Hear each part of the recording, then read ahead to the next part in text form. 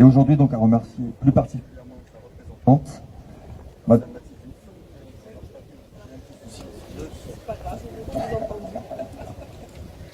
Madame Mathilde Diouf, adjointe au maire déléguée aux droits des femmes, à la lutte contre les discriminations, le harcèlement et à la francophonie. Nous tenons également évidemment à remercier le Cheikh Bentounès, qui est l'initiateur de cette journée internationale du Vivre Ensemble en paix, fondateur de l'ONG internationale AISA, et qui nous fait l'honneur de sa présence.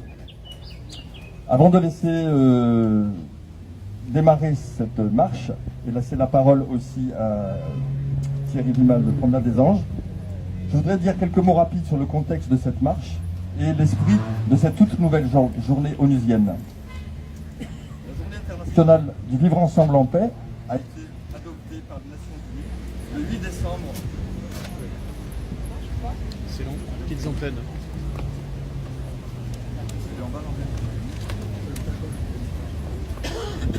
La journée internationale du Vivre Ensemble en paix, dite JVEP, a été adoptée par les Nations Unies le 8 décembre 2017 à l'unanimité des 193 États membres.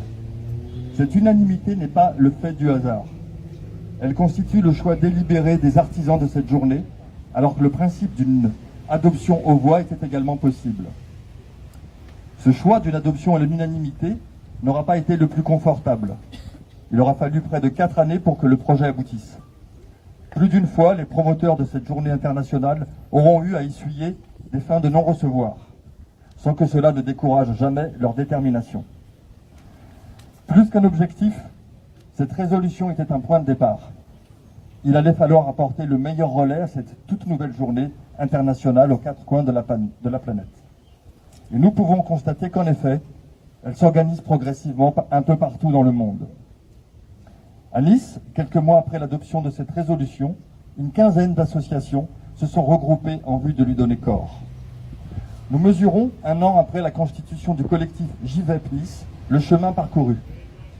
Il y a un an, le 16 mai 2018, nous étions également sur la promenade des Anglais, un peu plus haut, dans une salle de la Villa Luna que la ville de Nice avait mis à notre disposition.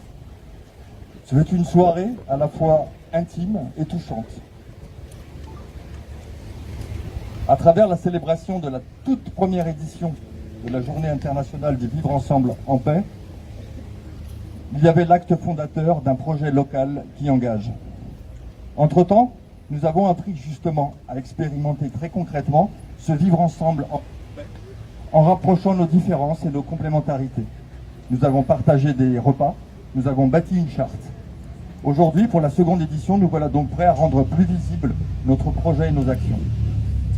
Avec en ce dimanche 12 juin donc une marche commémorative et jeudi 16 mai une journée festive, place Garibaldi.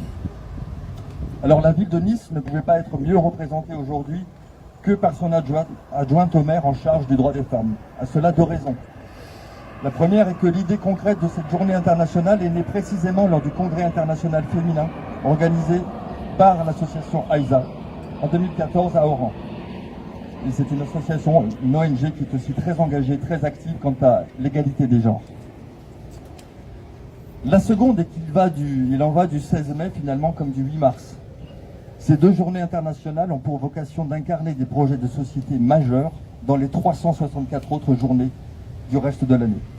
C'est au quotidien que le droit des femmes doit progresser et s'imposer. C'est au quotidien que le vivre ensemble en paix doit devenir une réalité.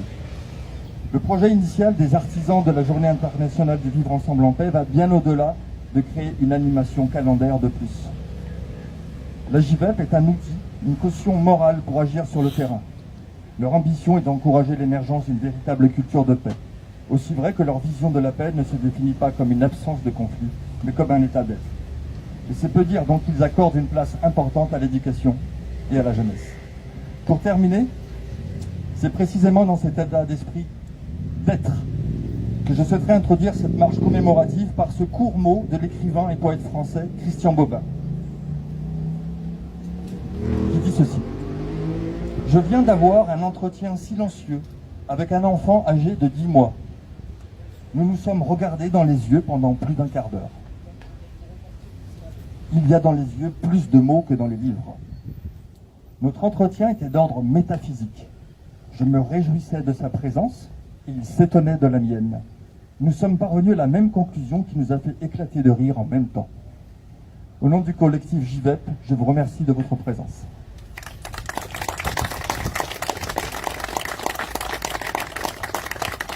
Et je vais laisser la parole à Thierry Vimal, qui représente l'association Promenade des Anges.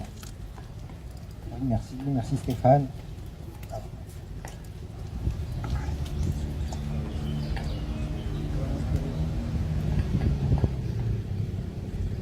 Stéphane a joliment parlé de l'organisation de la paix et du vivre ensemble, collectivement, politiquement. Moi, si près de ce mémorial, je vais en parler de manière plus intime et personnelle de la paix. Ça s'équilibrera parfaitement. Nous lisons sur le cœur qui est juste là, les noms réunis de 86 personnes bien différentes. Âge, statut social, culture, nationalité, religion, langue, couleur de peau. Différentes, mais semblables en ce soir du 14 juillet 2016, lorsqu'elles étaient venues animées par l'envie de se rassembler sur la promenade des Anglais pour une soirée de fête laïque, célébrant les valeurs de la République. Ces personnes sont mortes, ensemble, victimes d'un acte de l'acte d'un forcené qui probablement cherchait à sa manière. Mais pas. C'est revenu. C'est reparti. Non.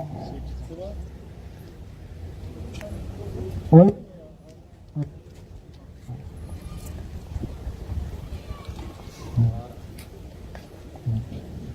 Je disais que ces personnes étaient mortes ensemble, victimes d'un acte de guerre, de l'acte d'un forcené qui probablement cherchait à sa manière la paix de son âme. Un acte guerrier, salué et ratifié par d'autres qui cherchent également à établir une paix à leur idée, fondée sur l'éradication de l'autre différent. Un combat absurde et naïf, car sans fin, quand bien même il n'y aurait plus que 2 humains sur Terre, il y aurait toujours un autre différent. Cette journée du vivre ensemble en paix est réjouissante et indispensable, et l'association des victimes de l'attentat de Nice Promenade des Anges apporte tout son soutien à cette belle démarche collective. Montrons notre désir de construire la paix ensemble. Faisons entendre notre volonté commune d'avancer dans l'acceptation de l'autre et de sa différence. Disons comme nous avons foi en l'enrichissement qu'il peut nous apporter. Merci d'avoir organisé cet événement symbolique et fédérateur qui commence en nous rassemblant autour de la mémoire du 14 juillet 2016. Toutefois, apercevoir la photo de ma fille sur ce mémorial a tout fait de me ramener à ma douleur intime et solitaire. Nous sommes sans doute nombreux ici à nous croire capables de porter un message de paix. Mais dans cette éducation à la paix, sommes-nous de si bons élèves? Nous savoir meilleurs élèves que ceux qui exhortent à la violence n'est pas suffisant. Pour être efficace, le message que nous devons diffuser doit être authentique, ancré en nous, transparaître de nos attitudes et de nos actes. Pour la plupart d'entre nous, et je m'y inclus, il n'y a pas besoin de gratter bien profond pour trouver le terreau de la guerre. Suspicion, peur, jalousie, lâcheté, impatience, arrogance. Nous sommes vite enclins à considérer l'autre comme responsable de tous nos maux. Ah, que le monde serait paisible si un tel ne pensait pas ceci. Ah, que ma vie serait belle si tel autre ne m'avait pas infligé cela. Nous, victimes du 14 juillet 2016, frappés comme nous l'avons été, si directement, si durement, écrasés de douleur et de chagrin, nous sentons bien souvent se lever en nous la colère, la haine, le désir de vengeance, aussitôt exacerbés par nos sentiments d'impuissance et de frustration. Comme il nous a été difficile, entre victimes, de nous écouter, de nous entendre et de nous comprendre, de nous accepter mutuellement pour tâcher de nous mettre les uns au service des autres. Comme il a été difficile de maintenir la paix, le respect, la solidarité dans nos familles. Comme il est chaque jour difficile, sous nos toits, dans nos foyers ébranlés, de faire l'apprentissage de cette douleur chronique ensemble et non pas les uns contre les autres. Je n'y ai pas réussi, du moins pas encore.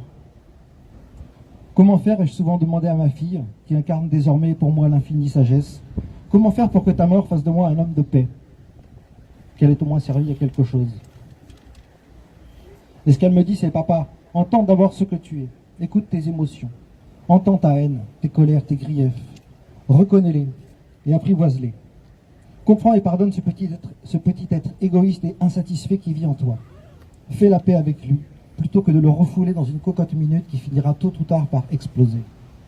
Aime-le comme ton enfant, éduque-le, ainsi désarmeras-tu ton propre arsenal.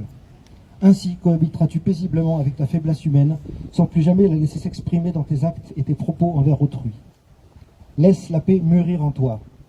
C'est un long et difficile chemin de vie, mais à la vérité le plus joyeux, et le seul qui donnera du sens à vos existences. Nul ne peut être une femme, un homme de paix, s'il n'est pas déjà une femme ou un homme en paix.